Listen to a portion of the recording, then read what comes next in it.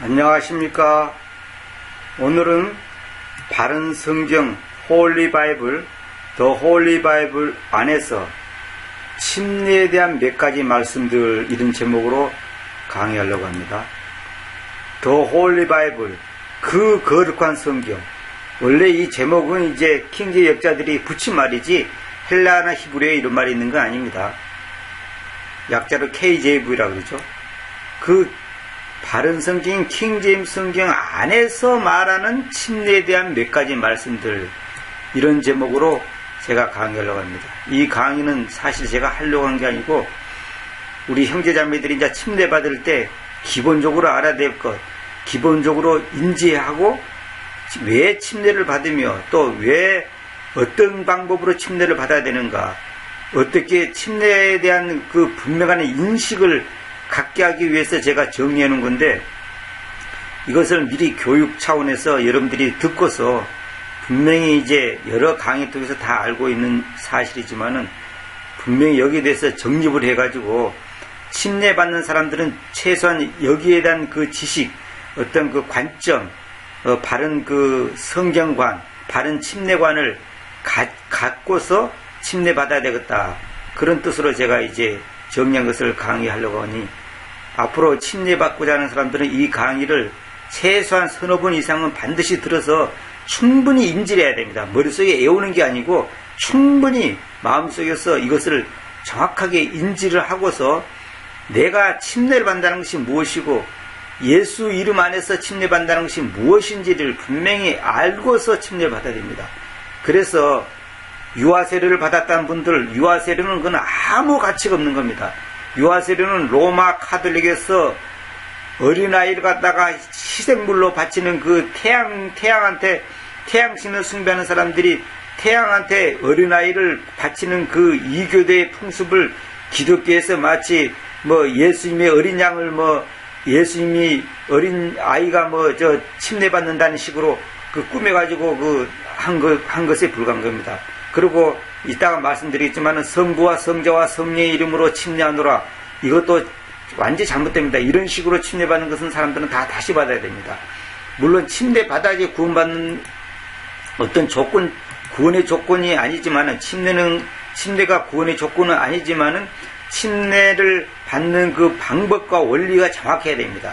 또 어떤 사람들은 침례 받으려면 요장강에 가면 더 좋지 않느냐, 푸대짜리 같은 옷을 입고 있으면 좋지 않냐, 그렇게 생각하는데 그건 아닙니다. 그게 아니고 침례에 대한 정신, 왜 침례를 받아야 되는가, 거기에 대한 것과 그 받는 그 방법, 그 형식이지만 그 형식이 정확해야 되거든요. 형식이 정확하지 않으면 소용없는 거예요. 예를 들어서 우리가 밥을 먹더라도 밥그릇에다가 밥을 먹지 바가지에다가 밥을 먹으면 안 된단 말이에요. 물론 바가지에다가 밥을 먹는다고 해서 그 사람이 당장 죽고 무슨 큰일 나는 건 아니에요. 감옥 가는 것도 아니고 그게 죄 짓는 건 아니야. 그러나 상식적으로 생각해보시오. 밥그릇이 있고 국그릇이 있고 수저가 있고 바가지가 있고 냄비가 있고 다 이제 양푼이 있는데 왜 바가지에다가 밥을 퍼서 먹냔 말이에요. 그거는 벌써 누가 봐도 그거는 지혜로운 방법이 아니거든요. 또 우리가 어떤 것을 형식을 갖추더라도 그 형식에 맞게끔 해야죠.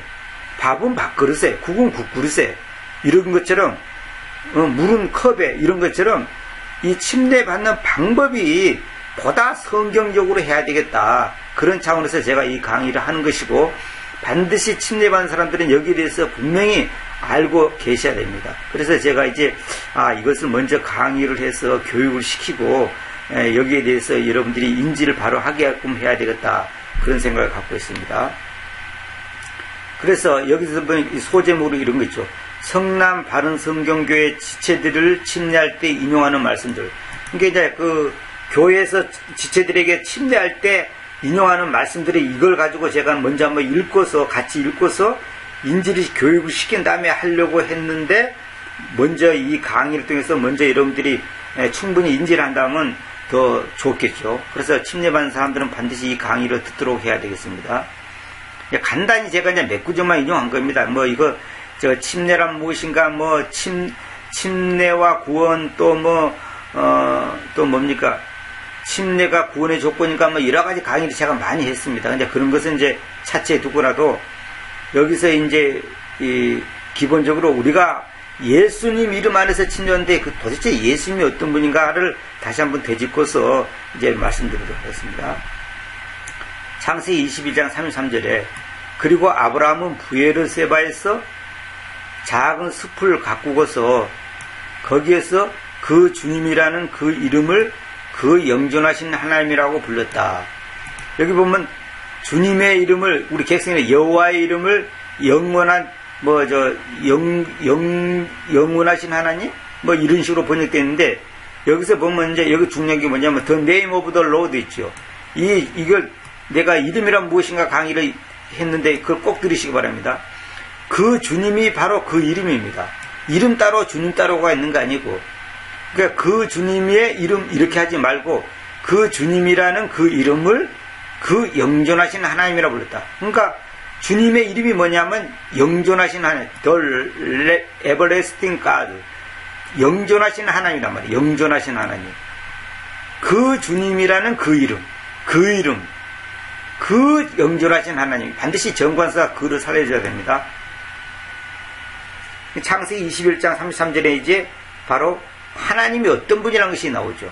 그래서 이제 그 킹제임스하고 헬라나 히브리고 다른 것이 뭐냐면 헬라에서는 예호바 예호바 살롬, 예호바 이레 여러 가지 그 표현들이 다양하는데 엘로이 여러 가지 엘사다이 여러 가지 표현이 있는데 킹제임스 성경은 그것을 한마디로 가드와 로드로 딱 통일시켜 놨어요.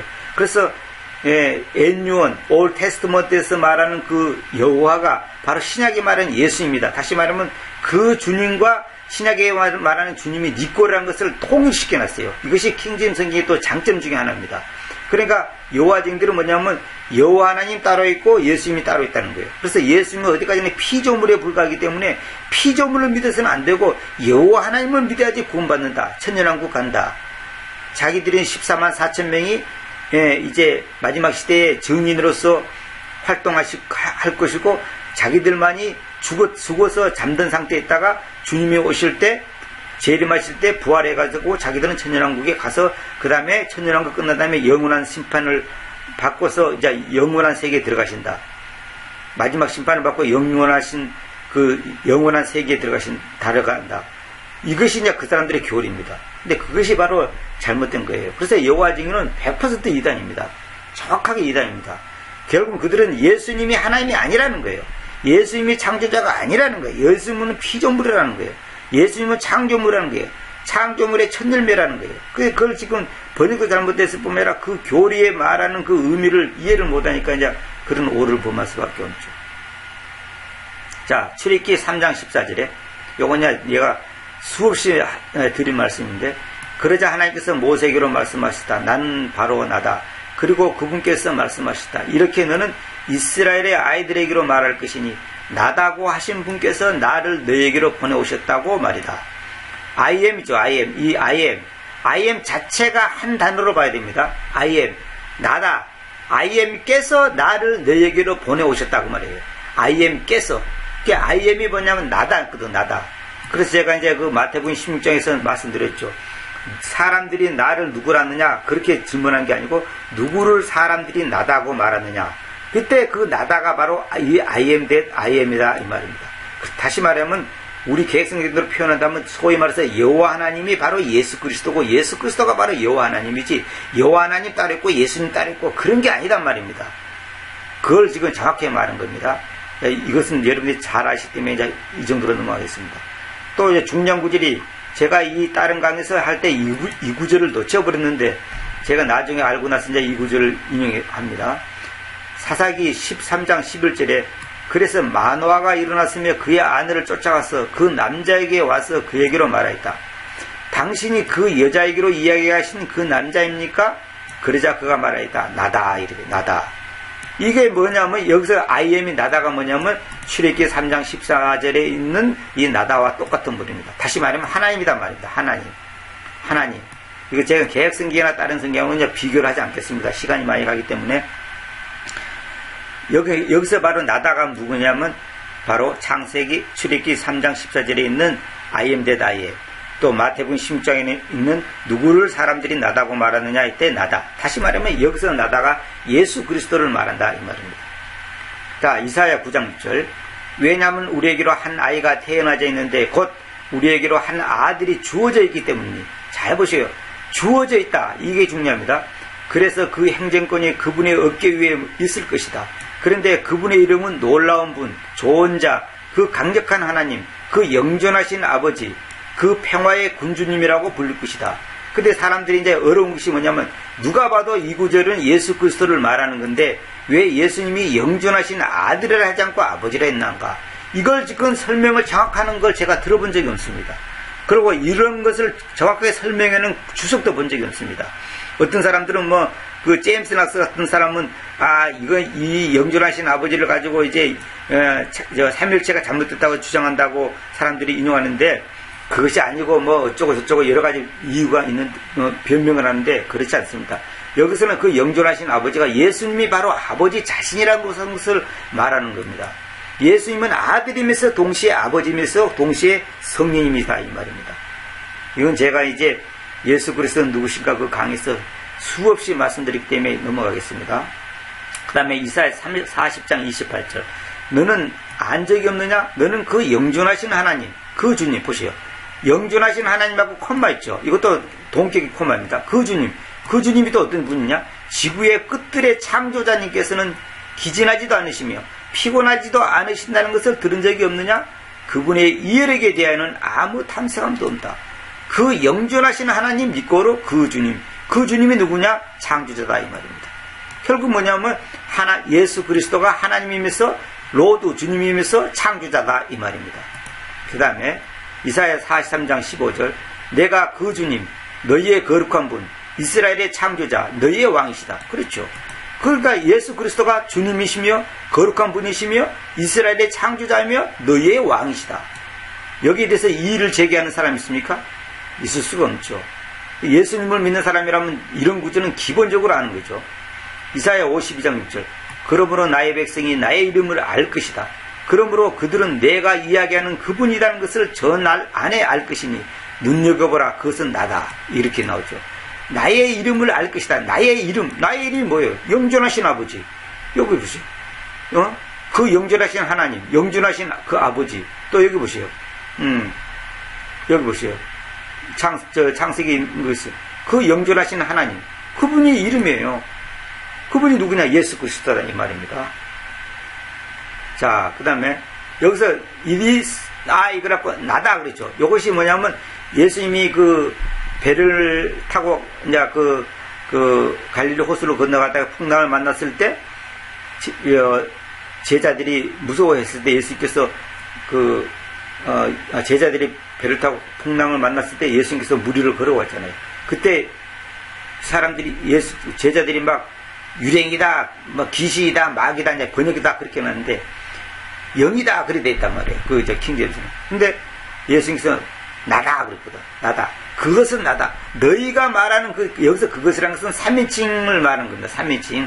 제3자적인 입장을 표현한 겁니다. 중성을 말하는 거야. 중성. 여성, 남성 그런 게 아니라 중성의 3인칭을 말하는 겁니다. 그것은 나다. 이거 나다. 나다. 이 나다가 뭐냐면 바로 사복음서에 나오는 그 나다와 같은 겁니다. It is I. 이 사복음서에 이런 구절이 여러 군데 있습니다. 그러니까 결국은 I am이나 it is I나 이 같은 개념이에요. 나다 이 말이에요.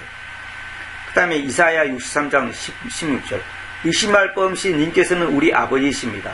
비록 아브라함이 우리에 대하여 무지하고 이스라엘이 우리를 인정하지 않더라도 그러합니다.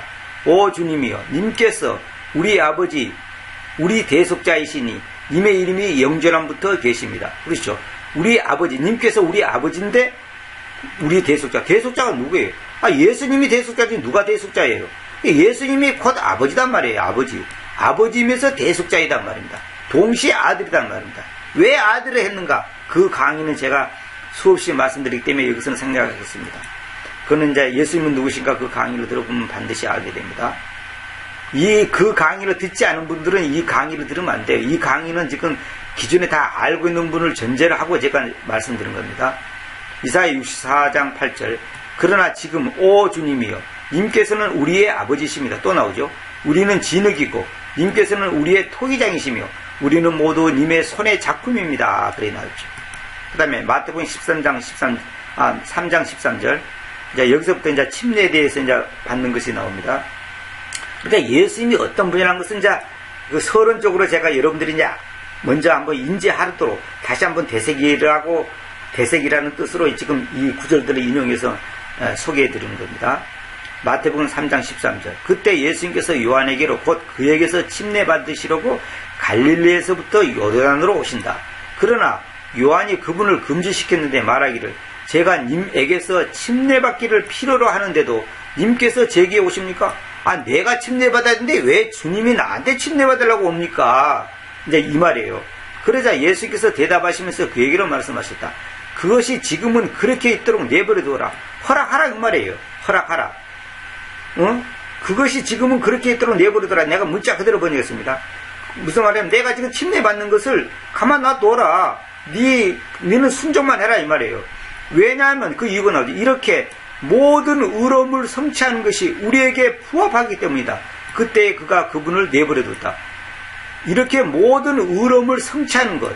그러면 예수님은 반드시 우리의 모범이 되시고 하나의 그 어떤 그 우리가 이 땅에 살아가는데 무엇을 어떻게 해야 되는가를 갖다가 하나의 그 모델로서 주님께서 보여주는 것이기 때문에 모든 의로움을 성취하는 것.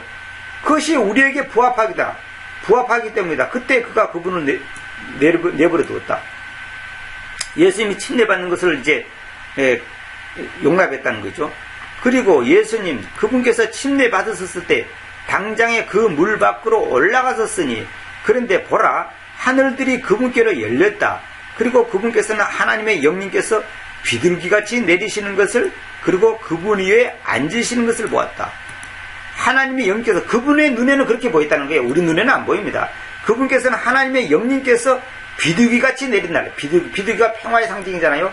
그러니까 비둘기같이 내리는 것을 또 그분 위에 앉으시는 것을 보셨다. 그러니까 영님께서 내리는 그 모습이 그렇다는 거예요. 그러니까 예수님의 눈에는 그렇게 보인 거죠. 그런데 이 구절은 이제 그 재밌는 얘기로 이제 그 중국의 그 뭡니까 그 숨어서 신앙생활하는 그 지하교회 성도들이 이제 몰래 이제 골짜기 가서 이제 강에 가서 침례를 받을 때 이 구절을 이제 문자 그대로 받아들인 거예요. 그래서 우리 눈에도 침례 받을 때 하나님의 영님께서 비둘기같이 하늘에서 내린 것을 이제 볼 거라고 믿고 이제 했는데 안 보이는 거예요.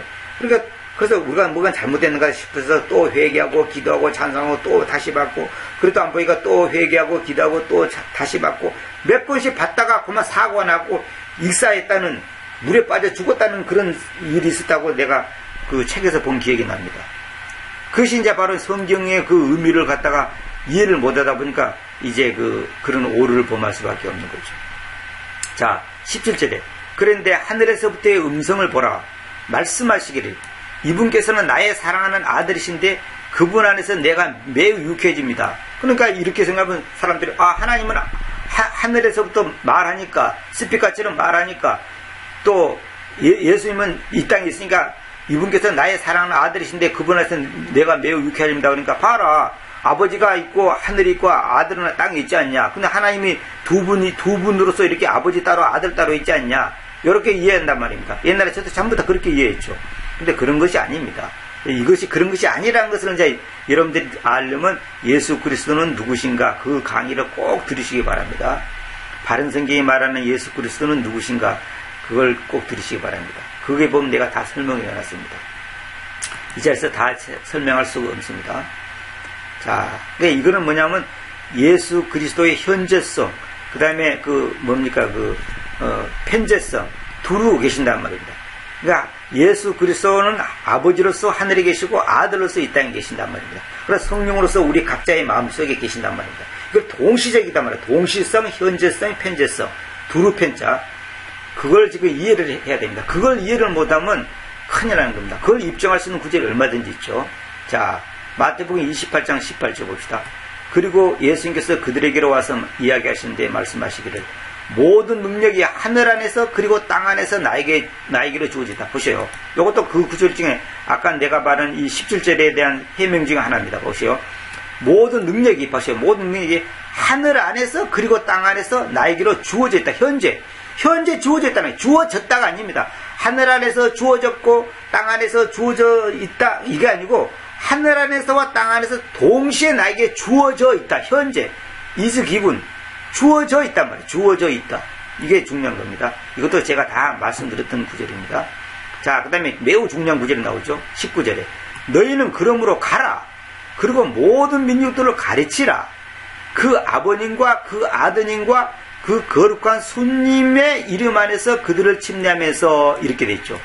근데 이걸 이제 개성이란 모든 민족을 제자로 삼아 가르치라, 제자로 삼아 어쩌고 그런다 했죠. 절대 그런 번역이 잘못된 겁니다. 개성이 완전히 번역이 잘못된 겁니다. NIV도 마찬가지고. 자, 그러므로 가라. 그리고 모든 민족들을 가르치라는 거야. 그 다음에, 잘 보세요. 성부와 성자와 성령의 이름으로 세례를 준다라 할 때 이 구절을 인용합니다. 일반교에서. 이 구절을 근거로 하거든요. 절대 그런 게 아닙니다. 보세요. 아버님, 그 아드님, 그 거룩한 손님 됐죠. 보세요. 어디가 이거 성부, 거룩한 아버지, 거룩한 아들, 거룩한 영 이렇게 돼 있잖아요. 그 아버님과 그 아드님과 그 거룩한 손님의 이름 안에서 이게 바로 뭐냐면 예수 그리스도의 신성을 말하는 거예요. 그러니까 예수님은 아버지로서 아들로서 거룩한 손님으로서의 존재하시는 그분의 이름이죠. 이름. 성부와 성자와 성령의 이름으로가 아니고 손님의 이름 안에서단 말이에요. 의로가 아닙니다. 의로 그러면 절대로 안 됩니다. 이름 안에서 그들을 침례하면서 이름이 누구예요? 예수님입니다. 사도행전 4장 10절 제가 말씀드려요. 그분 이름이 예수님이고 이분이 영존하신 하나님이고 이름이 뭐냐? 아버지단 말입니다. 아버지. 이게 아버님의 이름 안에서 아드님의 이름 안에서 거룩한 손님의 이름 안에서 그 아버님의 이름이 뭐냐? 예수 그리스도. 아드님의 이름이 뭐냐? 예수 그리스도. 거룩한 손님의 이름이 뭐냐? 예수 그리스도다 이 말입니다. 그래 여기서 손님이 뭐냐 또 여러분 좀 이해하기 어려울 겁니다. 홀리고스트가 뭐냐? 제 강의 중에 홀리고스트란 무엇인가, 거룩한 손님이란 무엇인가 강의한 게 있습니다. 그걸 꼭 들으시기 바랍니다. 홀리고스트가 뭔지 알아야 됩니다. 성경에서 89번이 나오는데 사도행전만 해도 40몇 번이 나옵니다. 그 다음에 더 홀리 스피릿은 성경 정관사까지 있는 것은 성경에 세 군데인가 두 군데인가요? 두 군데인가 밖에 없고 홀리 스피릿하고 표현된 것은 전체에서 7군데밖에 없습니다. 그 나머지는 지금 홀리고스트예요. 왜 홀리고스트인가? 그건 뭐냐면 성님의 역동성이라고 제가 말씀드렸습니다. 이게 무엇인지 알아야 됩니다. 고스트라 그러면 사람들이 유령이라 생각하는데 절대 그런 의미가 아닙니다. 이 고스트는 숨을 말하면 숨. 그러니까 예수께서 숨을 거두다 때 give up ghost 그래. give up the ghost. give up ghost. 그러니까 give up 숨을 포기한다는 거죠. 그러니까 이 고스트는 숨을 말하는 겁니다. 이거에 대해서도 잘 알아야 됩니다. 그래야지 킹제임스가 뭔 말인지 이해를 할 수 있습니다. 그 다음에 마가복음 1장 4절 요한이 황야 안에서 침례하고서 제들의 사면으로 인하여 회개의 침례를 선포했다. 이것도 제가 말씀드렸습니다. 전부 다 객성이라서 제들의 사면을 위해 죄사함을 받기 위해 이렇게 표현했다. 그게 아니다고. 그거 아닙니다. 제들의 사면으로 인하여 죄사함 받았기 때문에 회개의 침례를 선포했다 이거예요. 응? 침례하고서 제들의 사함을 인하여. 그러니까 어떤 사람들은 침례하고서 그러니까 침례 받아야지 죄사함 받는 것보다 그렇게 생각하면 안 됩니다. 그런 뜻이 아닙니다. 응? 이것은 뭐냐면 침례 받았기 죄사함 받는 게 아니라 침례 받았다는 것은 침례를 받는다는 것은 이미 예수 그리스도를 영접했다. 내가 죄인이라는 것을 고백했다는 것을 전제라고 하는 말입니다. 우리가 예서 대통령이 취임식할 때 대통령 됐기 때문에 취임식하지 취임식하니까 대통령 되는 게 아니에요. 황야 안에서 침례하고서 제들의 사면으로 인하여 침례하고서 제들의 사함으로 인하여 제들을 사함 받았기 때문에 회개의 침례를 선포했다는 거예요. 그래서 여기서 이 요한이 말한 것은 물로 침례를 줬지만은 결국은 너희들이 이 물로 침례 받는 것이 문제 아니고 제사함 받았기 때문에 이제 여러분들이 진정한 회개 침례를 선포했다. 다시 말해 진정한 여러분들이 회개 침례를 받았다. 진짜 여러분들이 회개한 거다. 다시 말하면 진짜 구원받은 거다. 회개 없는 구원이 있을 수 없죠. 구원이 없는 회개 있을 수도 없는 거죠. 그러니까 제들의 사면으로 인하여 이 표현이 중요한 겁니다. 이것도 제가 다른 강의에서 다 말씀드렸습니다. 혹시 안 들어보신 분들은 즉각적인 구원이냐 점진적인 구원이냐 이걸 여러분들이 한번 들어보시기 바랍니다. 제가 제목을 점진적인 구원이냐 즉각적인 구원인가 그렇게 됐을 겁니다. 그 강의를 여러분이 꼭 들어보시기 바랍니다. 하여튼 이것은 뭐냐면 침례받았기 때문에 재산 받았다는 의미가 아닙니다. 그건 제가 다른 가에서 다 말씀드렸습니다. 그 다음에 사도행전 8장 12절에 그리고 그러나 그들이 하나님의 왕국과 예수 그리스도의 이름께 관련하는 것들을 선포하는 필립을 믿었을 때, 필립을 믿었단 말은 필립의 말을 믿었다 그 말입니다. 그들이 남자들이든 여자들이든 침례받았다. 하나님의 왕국과 예수 그리스도의 이름에 관련하여 그게 아니라 이름께 그래야 됩니다. 이름께 관련하는 것들을 선포하는 필립의 말을 믿었을 때에 그들이 남자들이든 여자들이든 다 침례받았다 이 말이에요. 그러니까 예수 그리스도의 이름께 관련하는, 이름께가 중요합니다. 이름이 중요합니다. 이게 뭐냐? 아버지로서, 아들로서, 거룩한 손님으로서의 그 이름, 그걸 말한 겁니다. 하나님의 왕국이 뭡니까? 의와 평강과 희락, 의로움, 평화, 기쁨이란 말입니다. 그 다음에 사도행전 8장 16절. 왜냐하면 아직까지 그분께서 그들 중에 한 명 외에도 임하여지지 않았기 때문이니 오직 그들은 그 주님이신 예수님이라는 이름 안에서 침례받아 있었다. 보세요. 그 주님이신 예수님이라는 이름 안에서 The Lord Jesus, 주 예수 그리스도의 이름으로 이렇게 되어 있죠. 보통 그렇게 번역하지 말고 주님이 예수님이죠. 그 주님이신 예수님이라는 이름, 예수님의 이름에 하지 말고 예수님이라는 이름으로가 아니라 이름 안에서, 이름은 인격이거든요. 그 존재 안에서 침례받아 있었다 이거예요. 침례받아 있었다. 자, 그 다음에 8장 35절. 그때 필립이 자신의 입을 열어서 동일한 기록된 말씀에서 시작하여 예수님을 그에게로 선포했다. 예수님을 선포했다. 예수님. 성경 전체는 예수님에 관해서 말하는 거거든요. 예수님이 어떤 분인가를 말하는 거거든. 그러니까 예수님을 그에게로 선포했다. 그때 필립이 자신의 입을 열어서 동일한 기록된 말씀에서 시작하여 예수님을 그에게로 선포했다. 예수님을 선포하는 것이지 우리가 다른 분을 선포하는 게 아니다 말이에요. 그 예수님이 바로 전능하신 아버지요, 전능하신 아들이요, 전능하신 영이단 말입니다. 응? 그분이 바로 아버지로서, 아들로서, 성령님으로서 동시에 그 역할을 하시는 분이란 말입니다. 그 다음에 36절. 그들이 자기들의 길을 계속하다가 그들은 어떤 물에까지 왔다. 그러자 그 내시가 말했다. 보십시오. 여기에 물이 있으니 무엇이 침례받으려면 나를 방해합니까? 무엇이 내가 침례받는데 방해할 수 있습니까? 그 말이에요. 무엇이 침례받으려는 나를 방해합니까? 내가 침례 못 받게 방해할 것이 뭐가 있냐? 아무 상관없다. 당장 이 자리에서 침례 주십시오. 침례하십시오. 이 말이에요.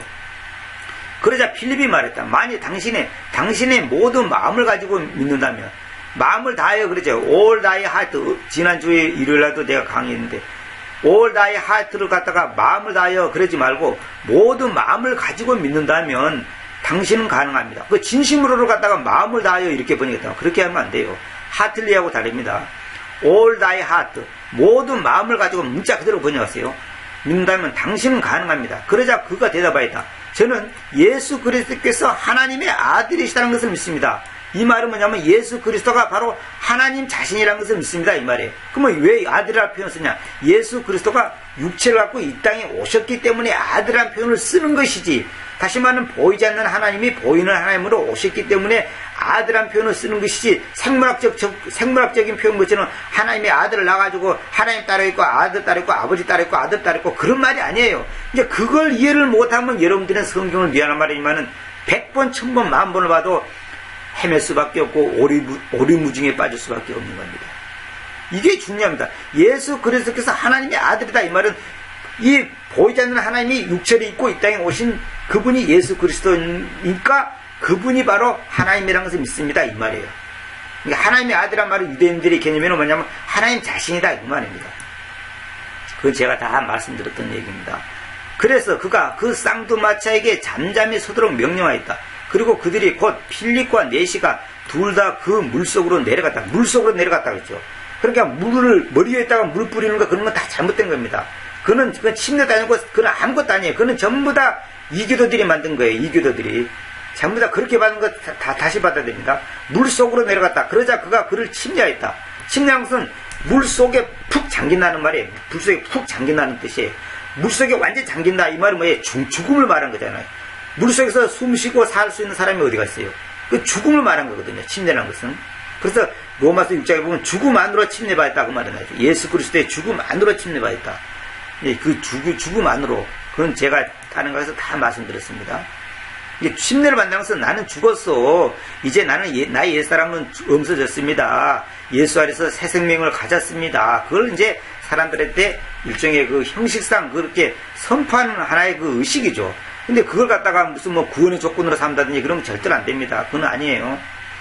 그리고 그가 그들에게 그 주님이라는 그 이름 안에서 침례받도록 명령하였다. 그때 그들이 그에게 며칠 체류하기를 부탁하였다. 그 주님이라는 그 이름, 이게 중요합니다. 주님의 이름 안에 이름으로 침례받도록 명령하였다. 이게 아니고 그 주님과 그 이름, 더 네임과 더 로드가 니꼬르란 말입니다. 여기서 오브가 동격이 오브입니다. 그걸 제가 여러분한테 다시 한번 보여드리는 겁니다. 또 사도행전 19장 4절에 그때 바울이 말하였다. 요한은 진실로 회개의 침례로 침례하였는데 그 백성에게로 말하기를 그들은 자기를 쫓아오셔야 하는 그분을 즉 그리스도 예수님을 의지해 믿어야 한다고 하였습니다. 그리스도 예수님, 그리스도가 뭐라고 하죠? 하나님의 아들이잖아요. 하나님의 아들이신 예수님을 의지해 믿어야 한다. 의지. 이 하나님의 아들 성경에 보면 on이 있고 in이 있고 그 다음에 그냥 없는 게 있습니다. 그러니까 on은 의지해 믿는 거, in은 안에서 믿는 거, 그냥은 예수 그리스도를 믿는다 했더니 예수 그리스도의 말을 믿는다고 말이에요. 말을 믿는다고 말입니다. 이게 아브라함이 하나님을 믿으며 할 때 하나님의 말을 믿었다 이 말이에요. 그 다음에 그들이 이것을 들었을 때 그들은 그 주님이신 예수님이라는 이름 안에서 침례받았다. 여기도 나오죠. 그 주님이신 예수님이라는 이름 안에서. 그것이 바로 사도행전 위에서 말하는 뭡니까? 여기 사도행전 28장 19절에 아버님과 아드님과 거룩한 수님의 이름. 이게 바로 예수님입니다. 이 이름이 예수님을 말하는 겁니다. 이름으로 그러면 안 됩니다. 절대 그런 게 아닙니다. 성부와 성자와 성령의 이름으로 세례를 짓느라 절대 그건 완전히 잘못된 말입니다. 그 다음에 고린도서 12장 3절에 이러므로 내가 여러분을 이해하게 하건대 아무 사람도 하나님의 영림에 의해서 이야기하면서 고발당한 예수님을 부르지 않습니다. 그리고 아무 사람도 그 거룩한 수님에 의하지 않고서는 예수님께서 그 주님이시다고 말할 수 없습니다.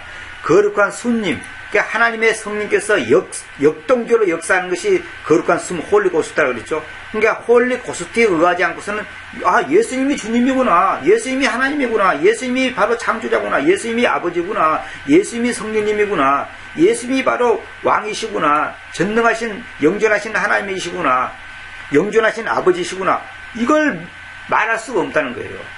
응? 거룩한 수님의, 다시 말해 성령께서 우리에게 눈을 열어주지 않고 길을 열어주지 않고 우리를 깨닫게 하지 않으면 절대 알 수 없는 거예요. 이론적으로는 이해가 안 되는 겁니다. 3차원에 사는 우리가 4차원의 세계를 어떻게 이성적으로 이해합니까? 그건 이해할 수 없는 거예요. 자, 로마서 6장 3절. 여러분은 예수 그리스도 안으로 침례받은 바, 여기 나오죠. 예수 그리스도 안으로 침례받다 이 말이 뭐예요? 구원받았다 이 말이에요. 구원. 예수 그리스도 안으로 침례받았다는 것은 예수 그리스도의 이름, 예수 그리스도라는 그 이름 안에서 구원받았다 이 말입니다. 그 구원받은 것이 바로 구원받은 표로서 받은 것이 침례받은 거거든요. 그러니까 예수 그리스도 안으로 침례받은 바 우리 중에 그렇게 여러 사람들이 그분의 죽음 안으로 침례받다는 거 알지 못하요. 보시오. 죽음 안으로 침례받다. 죽음으로 침례받다. 죽음과 합하에 침례받다. 그런 게 아닙니다. 죽음 안으로. 그러니까 죽음 안으로, 그 물속으로 들어간 것이 죽음 안으로 침례받다는 거예요. 물속에 들어간 것은 죽었다는 뜻이죠. 물속에서는 살 수 없거든. 숨을 쉴 수 없는데. 그러니까 죽음 안으로 침례받다는 것은 바로 그런 것을 말한 겁니다. 그러므로 우리가 죽음 안으로의 침례에 의해서 그분과 함께 매장되어 있으니 그리스도께서 그 아버지의 영광에서 죽은 자들로부터 일으켜신 것과 다름없이 바로 그렇게 우리 또한 생명의 새로움 안에서 걸어가야 하는 것입니다. 정말 로마서 이것을 제가 언젠가는 1장부터 한번 강의를 해야 되는데 정말 로마서 중요한 거죠. 중요한 교리책이죠. 어떤 분이 말한 것처럼 로마서를 하나의 보석이라 한다면 성경 전체를 보석이라 한다면 로마서는 그 반짝이는 어떤 그 빛을 발하는 반짝하는 그런 것과 같다 그러고 그 중에 특별히 로마서 8장 같은 경우는 또 아주 또 그 놀라운 책이죠. 이제 그 7장까지는 그 교리적인 것이 쫙 나오면서 8장에서는 이제 그 승리하는 그리스도인의 그 모습을 이제 얘기하고 있죠. 왜냐하면 만일 우리가 그분의 죽음의 모습 안에서 함께 심겨져 왔으면 우리는 또한 그분의 부활의 모습 안에서 있을 것이기 때문이다. 그렇죠? 그분의 죽음의 모습 안에서 함께 심겨져 왔으면 그분의 죽음 안으로 침례받았다 이 말입니다. 다시 말하면 그분과 함께 죽었다 이 말입니다. 그분과 함께 죽었으면 죽음의 모습 안에서 심겨져 왔어. 그렇다면 부활의 모습 안에서 있을 것이다. 다시 말하면 씨가 땅속에 죽어서 하늘의 미랄에 떨어져 죽으면 많은 열매를 맺잖아요. 그런 것처럼 우리가 죽음의 모습 안에서 심겨져 왔다. 땅에 심겨져 왔으면 부활의 모습 안에서 있을 것이다. 다시 말하면 우리가 먼저 죽음의 예수 그리스도의 죽음 안으로 침례받아야 돼. 다시 말하면 그분의 죽음 안으로 침례를 받아야 되지, 받은 사람이 바로 부활의 모습 안에서 있을 수 있단 말입니다. 그러니까 먼저 예수님의 죽음이 바로 나의 죽음이고 예수님의 부활이 바로 나의 부활이 된다 이 말입니다. 이것을 알고 있으니 우리 옛사람이 그분과 함께 십자가에 못 박혀 있는데, 현재입니다. 못 박혔는 데가 아니에요. 못 박혀 있는데 이는 죄의 몸이 멸망당하게 하려는 것이요, 이제부터는 우리가 죄를 섬기지 못하도록 하려는 것입니다. 그렇죠. 왜냐하면 죽어있는 자는 죄로부터 자유로워져 있기 때문이다. 이건 제가 다른 강에서 수없이 말씀드렸던 얘기입니다. 십자가에 못 박혀있다. 현재 갈라디아 2장 20절도 그리스도와 함께 못 박혔나니가 아니라 못 박혀있나니, 현재 못 박혀있단 말입니다. 그 다음에 현재 죽어있단 말이에요. 현재 죽어있는데 현재도 자유로워져 있는 거예요. 이게 놀라운 거죠. 죽어있는 자는 죄로부터 자유로워져 있게 됩니다. 죄가 지금 현재 죽어있지 않는 상태를 않다는 것은 자유롭지 않다는 거죠. 자, 이건 정말 설명하려면 끝이 없고, 자, 로마서 10장 9절. 만일 그대가 그 주님이신 예수님을 그대의 입으로 고백할 것이고 하나님께서 죽은 자들로부터 그분을 일으켜 오신 것을 그대의 마음속에서 믿을 것이라면 그대는 구원받을 것이다. 어떤 사람들 이 구절을 얘기하니까 어떻게 생각하냐면, 내가 예수님을 고백했고 죽은 자부터 그분을 일으키신 분을 그대의 마음속에 믿을 것이라면 그대는 구원받을 것이다 하니까 나는 예수님을 믿었는데 왜 내가 구원 못 받냐 이렇게 하거든요. 여기서 이 10장 9절의 이 말이 무슨 말인지 아십니까? 만약 여러분들이 목숨을 걸고 예수 그리스도를 시인하고 고백한다면, 다시 말하면 죽을 수도 있는 그 상황에서 여러분들이 예수 그리스도를 고백할 수 있냐 이 말입니다. 그러니까 그 사복음서에 있는 것처럼 누구든지 예수 그리스도를 주라 시인하면 구원받을 것이다 이 말 있잖아요. 그것도 사람들 앞에서 예수 그리스도를 시인하고 고백하고 말하자면 그 예수님을 인정한다면 그 당시는 바로 죽음입니다. 최소한 그 사회에서 추방당하는 거예요. 다시 말하면 목숨을 건 신앙, 목숨을 건 고백, 목숨을 건 그 믿음을 요구하는 것이, 그것을 말한 것이지, 다시 말하면 진짜 믿음, 진짜 고백, 진짜 신앙을 말하는 것이 형식상 교리적으로 교회에서 가르치니까 아멘 그렇게 하는 그 입에 침 바르는 그런 고백을 말하는 거 아닙니다. 진짜 믿냐 이건 말입니다. 그러니까 믿다가 타락한 사람들이 믿다가 타락받은 사람이니까 구원받아도 타락한다, 구원받아도 구원을 이룬다, 절대 그런 말 아닙니다. 믿다가 타락했다, 또 믿다가 예수님을 부인했다, 죽음 앞에서 예수님을 부인한 사람이 있거든요. 실제로 그 사람들은 처음부터 가짜 믿음이고 가짜 고백이고 가짜 신앙이에요.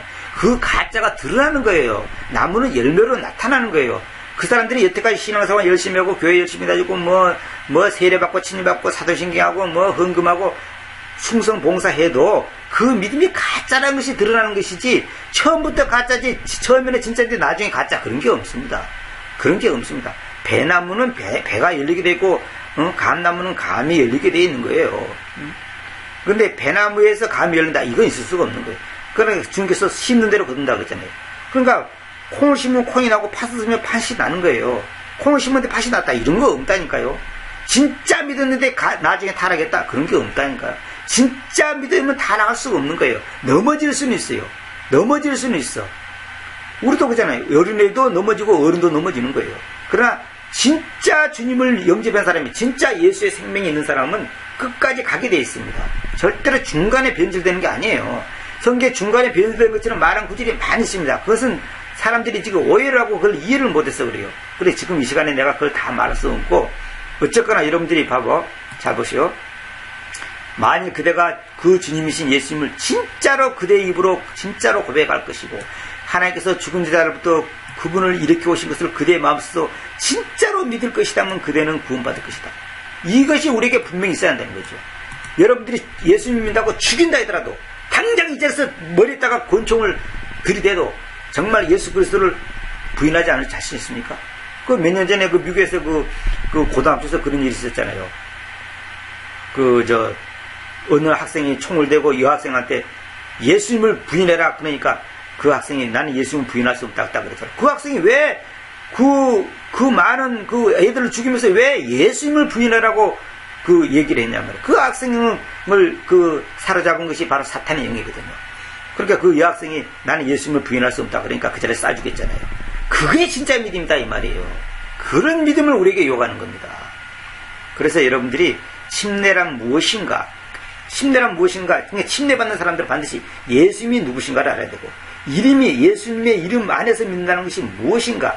그 예수님의 이름 안에서 침례받는 것이 무엇인가를 정확히 알아야 되고, 그 다음에 예수 그리스도가 바로 나의 왕, 나의 하나님, 나의 구원자, 나의 창조자, 나의 아버지라는 것을 분명히 인지하고 믿고, 나는 예수 그리스도의 십자가의 피 아니면 죄 사함 받을 수 없고, 예수 그리스도 아니면 예수 그리스도 이름 외에는 그 이름 아니고는 절대 구원이 없다고 하는 그 믿음을 분명히 갖고, 그분 앞에 내 죄를 고백하고, 예수 그리스도가 나의 하나님, 나의 주님, 나의 왕, 나의 생명, 나의 구원자라는 것을, 나의 대속자라는 것을 확실히 고백한다면, 진짜로 고백한다면 그 사람이 침례받을 수 있는 겁니다. 그렇지 않은 사람은 다 가짜입니다.